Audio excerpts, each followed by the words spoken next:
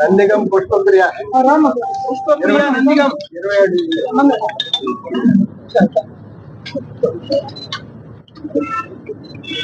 24 ఎంట్రపల్లి Srinivasu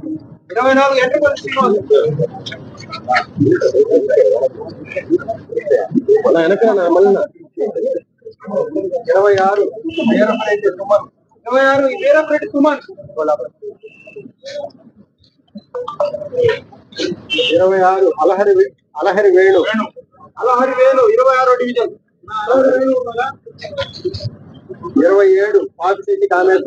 Papisetti Kameswaramma 27 division. అధికారంలోకి వచ్చిన తర్వాత చంద్రబాబు నాయుడు గారి ముఖ్యమంత్రి అయిన తర్వాత వారి నేతృత్వంలో అనేక అభివృద్ధి కార్యక్రమాలు, సంక్షేమ కార్యక్రమాలు, అదేవిధంగా రాష్ట్రం దిశ మార్చే పారిశ్రామిక పెట్టుబడులు, పోలవరం, అమరావతి, ఆంధ్రప్రదేశ్ అద్భుతంగా ముందుకు సాగుతూ ఉంది. ముఖ్యంగా ముఖ్యమంత్రి సహాయ నిధి కింద గతంలో చెక్కులు వచ్చేవి కావు, నిధులు అందేవి కావు. మరి ఈనాడు ముఖ్యమంత్రి సహాయ నిధి కింద లక్షల రూపాయలతో ఆ చెక్కుల్ని అందించడం జరిగింది. ఇంకా భవిష్యత్తులో ఎంతో మందికి వైద్య సేవలు అందించేదానికి ముఖ్యమంత్రి గారి సహాయ నిధి కింద చంద్రబాబు గారు చేస్తున్నటువంటి కృషిని అందరూ కూడా గుర్తించి ప్రభుత్వమే కాకుండా స్వచ్ఛందంగా కాస్త స్థితివంతులైనటువంటి పెద్దలు కూడా ముందుకు వచ్చి ముఖ్యమంత్రి సహాయ నిధికి కానీ, అన్నా క్యాంటీన్లకు కానీ, పేదోడు ఆకలిని తీర్చి అన్న క్యాంటీన్లకు కానీ అండగా నివ్వాలని చెప్పని ఈరోజు 2024లో కూటమి ప్రభుత్వం అధికారంలోకి వచ్చిన తర్వాత మనం చూసాము, గతంలో కంటే విభిన్నంగా ఈ రోజు రాష్ట్రంలో అటు అభివృద్ధి, ఇటు సంక్షేమం రెండు కళ్ళుగా చూస్తూ రెండు కూడా పరుగులు పెట్టిస్తున్న మన ముఖ్యమంత్రి వర్యులు శ్రీ నారా చంద్రబాబు నాయుడు గారు, అలాగే యువనేత నారా లోకేష్ గారి ఆధ్వర్యంలో ఈ రోజు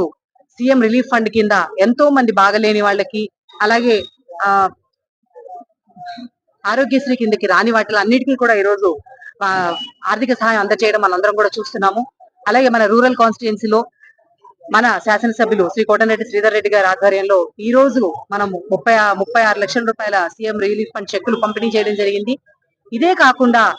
గతంలో ఎప్పుడూ లేని విధంగా, మనకు తెలియని విధంగా ఎల్ఓసి అనేది, లెటర్ ఆఫ్ క్రెడిట్ అనేది, అంటే ఎవరికన్నా బాగలేకుండా హాస్పిటల్లో ఉండి ప్రాణాంతక పరిస్థితుల్లో ఉండి ఒక్క రూపాయి కూడా పెట్టుకోలేని పరిస్థితుల్లో ఉన్న వాళ్ళు అప్పటికప్పుడు సీఎం ఆఫీస్ కనుక మనం ఎమ్మెల్యే గారి ద్వారా అప్రోచ్ అయితే ఇమీడియట్ గా హాస్పిటల్ కే డబ్బులు వచ్చే విధంగా, అటు అంటే చికిత్స జరుగుతున్నప్పుడే వారికి ఆర్థిక సహాయం అందే విధంగా కూడా ఈ రోజు లెటర్ ఆఫ్ క్రెడిట్లు కూడా మనము మన సీఎం ఆఫీస్ నుండి రావడం చూస్తున్నాము. ఇలాంటివన్నీ కూడా ప్రతి ఒక్కరూ గమనించుకొని మన కూటమి ప్రభుత్వానికి మీ ఆశీస్సులు ఉండాలని చెప్పి, మరింత మందికి ఆర్థిక సహాయం చేయడానికి మీరు ఈ రోజు ప్రభుత్వానికి చేయూతగా నిలబడాలని చెప్పి నేను మనస్ఫూర్తిగా కోరుకుంటున్నాను. రాజేశ్వరి